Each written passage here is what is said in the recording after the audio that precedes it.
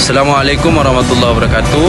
Jadi beberapa hari ini viral Bang Man di media sosial terkait kasus Harvey Muiz yang divonis hakim 6 tahun 6 bulan penjara. Sedangkan yang dikorupsi sekitar 300 triliun kalau nggak salah. Jadi gimana tanggapan Bang Man? Ya, mengenai keputusan hakim itu ya sah-sah saja karena keyakinan hakim itu diakui dalam sistem peradilan Indonesia.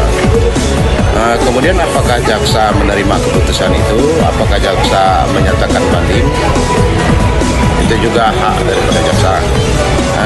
Yang perlu kita dalami, apakah uang sebesar 300 triliun itu hanya dia makan sendiri atau ada pejabat-pejabat lain yang diciptakan.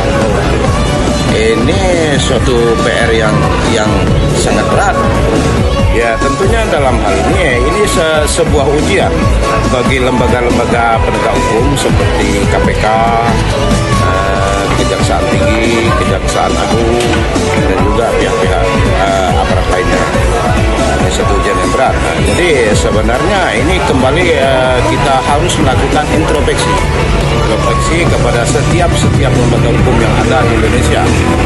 Benarkah bahwa lembaga mereka itu tidak kotor?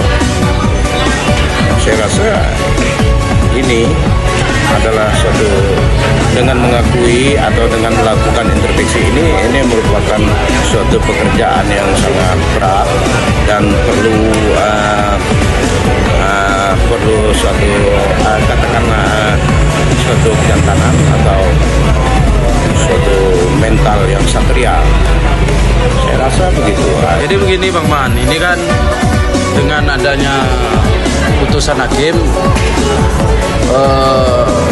memancinglah presiden ini untuk bersuara. Akhirnya Pak Prabowo bersuara dan Pak Prabowo menyerukan kalau bisa 50 tahun lah. Gimana tanggapan Bang Man? Ya, kalau hanya setingkat kalau bisa Prabowo mengatakan 50 tahun ya wajar-wajar aja. Tapi menurut saya kalau sudah sampai 300 triliun itu ya paling minimal itu seumur hidup dan bahkan bisa dikatakan hukuman mati.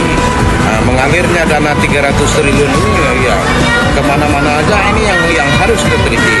Apakah dana sebesar 300 triliun ini dimakan oleh satu orang atau berpuluh orang, lalu dana ini disalurkan kemana? Bisa jadi dana ini juga disalurkan kepada kegiatan-kegiatan ilegal.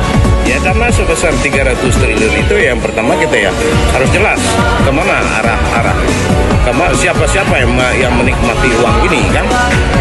Kemudian setelah mereka mendapatkan itu, ini dananya disalurkan kemana?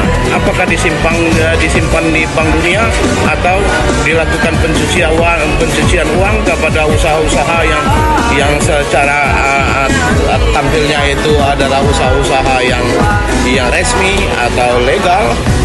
Ini perlu penggalian yang lebih rinci. Nah, ini untuk kepentingan masyarakat. Dalam hal ini juga kita dengan keterbukaan informasi mengenai penegakan hukum, proses hukum itu sangat kita harapkan untuk mencerdaskan bangsa Indonesia. Terima kasih Bang Man, terima kasih banyak atas tanggapannya. Barakallahu fikum. Assalamualaikum warahmatullahi wabarakatuh.